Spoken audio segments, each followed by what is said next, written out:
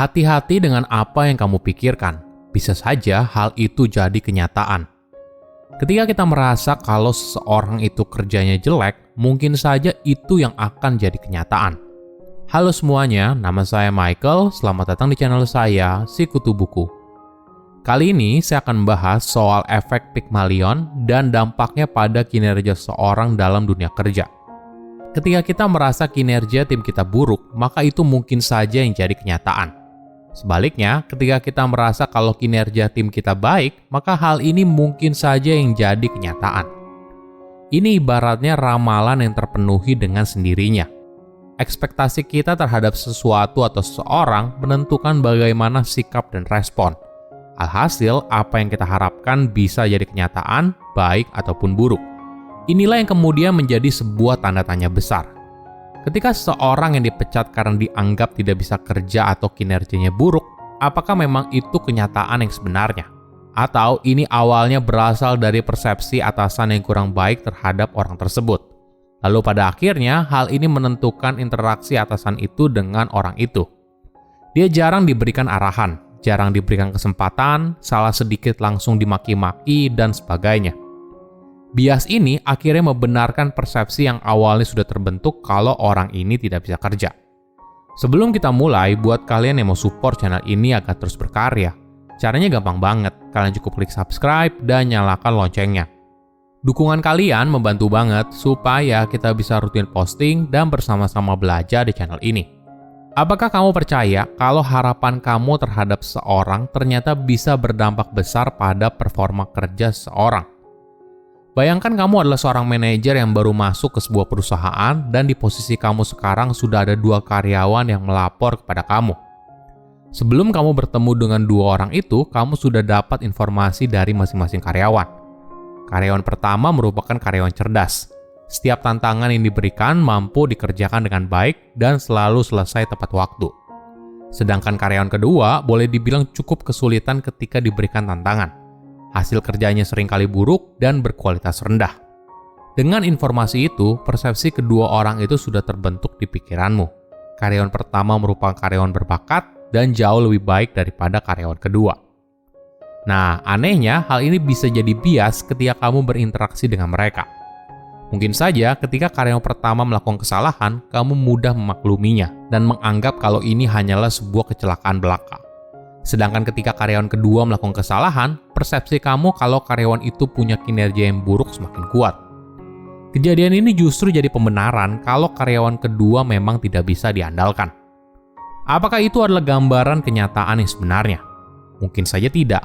Mungkin saja kamu sedang terjebak dalam efek Pygmalion. Terminologi efek Pygmalion berasal dari sebuah puisi oleh penyair Yunani kuno bernama Ovid yang berjudul Metamorfosa.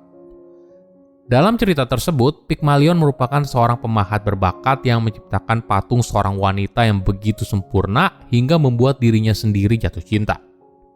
Kemudian cerita pun berlanjut, hingga suatu hari Pygmalion dengan sungguh-sungguh memohon kepada Dewi Aphrodite, seorang dewi cinta. Dewi itu lalu kasihan dan membuat patung wanita itu menjadi hidup. Di era modern, cerita ini menginspirasi seorang peneliti bernama Robert Rosenthal dan kepala sekolah bernama Leonard Jacobson.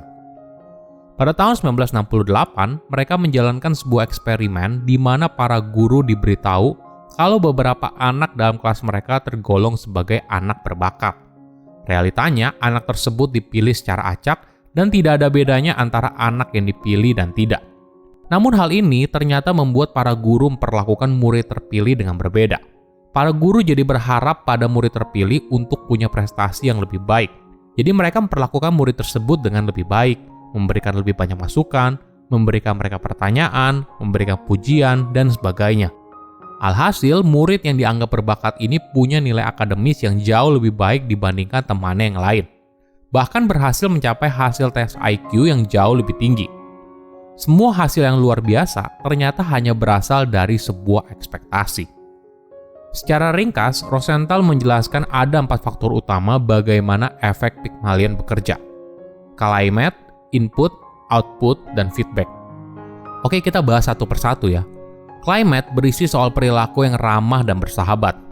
Misalnya, ketika karyawan berbuat kesalahan kecil, atasan tidak langsung marah, tapi berusaha memaklumi dan memberikan arahan. Atasan lebih ramah senyum dan perhatikan kesejahteraan anak buahnya. Ini adalah cara membentuk situasi yang akhirnya mendorong produktivitas seorang. Kedua, input. Input adalah masukan yang diberikan kepada orang tersebut. Misalnya atasan memberikan masukan dan cara kerja berdasarkan pengalamannya. Ketiga, output. Output adalah soal memberikan kesempatan pada anak buah. Misalnya, seorang atasan memberikan kesempatan untuk pelatihan, memberikan tenggat waktu yang masuk akal, dan sebagainya. Terakhir adalah feedback. Ini adalah soal umpan balik. Seorang atasan pastinya akan mereview pekerjaan anggota timnya. Tapi caranya mungkin saja berbeda. Pada karyawan yang dianggap punya kinerja tinggi, mungkin atasan memulainya dengan memuji kinerja baiknya selama ini, lalu memberikan masukan yang membangun, dan ditutup dengan harapan kalau atasan itu percaya dia bisa bekerja lebih baik lagi.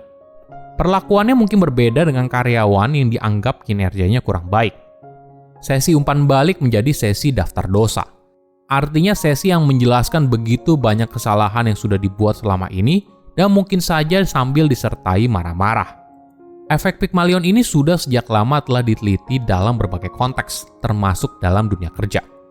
Studi menemukan ketika seorang atasan punya ekspektasi tinggi terhadap karyawan, maka kinerja karyawan itu cenderung meningkat dan menampilkan motivasi, keterlibatan, dan kepercayaan diri yang lebih tinggi. Hal ini karena atasan itu percaya pada keahlian karyawan tersebut, dan mereka mampu mencapai tujuan yang sudah dibuat. Pada akhirnya, hal ini akan menciptakan rasa tanggung jawab dan komitmen di dalam diri karyawan, sehingga mereka termotivasi untuk bekerja dengan maksimal. Di sisi lain, ketika seorang atasan punya ekspektasi yang rendah pada seorang karyawan, maka karyawan itu mungkin saja mengalami motivasi, keterlibatan, dan kepercayaan diri yang rendah. Perilaku seorang atasan yang berbeda juga memberikan dampak yang berbeda, yang pada akhirnya membuat kinerja karyawan itu menjadi rendah. Seorang atasan yang menganggap seorang karyawan berprestasi cenderung memberikan perhatian lebih untuk pengembangan karyawan tersebut. Karyawan itu diberikan pelatihan, mentoring, dan kesempatan. Alhasil, hal ini akan membantu karyawan itu untuk membangun keahliannya dan nilainya di mata perusahaan.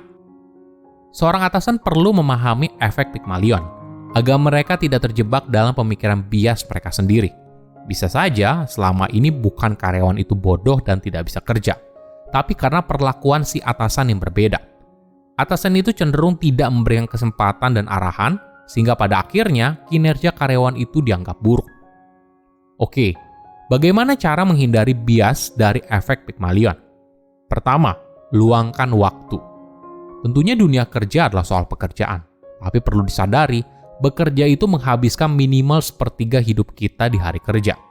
Cobalah jalin komunikasi antara dirimu dan anggota tim agar bisa terbentuk rasa saling percaya. Kedua, perhatikan bahasa verbal dan nonverbalmu. Ingat, respon yang kamu berikan sebagai seorang atasan bisa mengubah hidup seseorang. Mungkin saja anggota tim yang selama ini kamu anggap tidak bisa bekerja, ternyata bukan itu masalahnya. Mungkin saja selama ini dia tidak pernah diberikan kepercayaan atau kesempatan untuk menunjukkan kinerjanya. Alhasil, dirinya jadi memisahkan diri dengan perusahaan. Ketiga, memulai dengan positif. Ingat, persepsi kamu terhadap seseorang bukanlah kenyataan yang sebenarnya. Itu hanyalah pandangan kamu tentang orang tersebut. Misalnya, ketika kamu menganggap kalau si A adalah orang yang malas, mungkin saja orang lain punya persepsi yang berbeda. Ketika kita memahami hal ini, kita bisa memberikan orang lain kesempatan dan berusaha memulainya dengan positif. Berikan setiap orang kesempatan yang sama dan hapus semua ekspektasi di awal. Silakan komen di kolom komentar pelajaran apa yang kalian dapat ketika tahu informasi ini. Selain itu, komen juga mau tahu informasi apa lagi yang saya review di video berikutnya.